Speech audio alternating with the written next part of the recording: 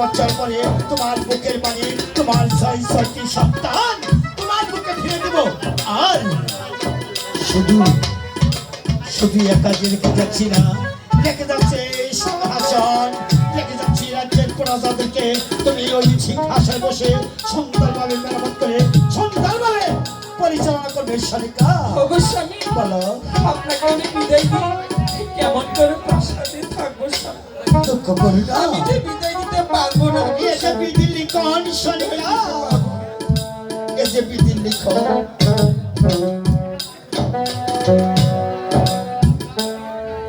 হিয় কি দোরে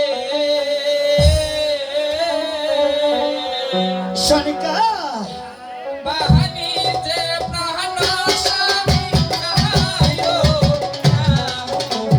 না, না, আমি আপনাকে বিদায় দিই। কেমন করে প্রাসাদে থাকবো?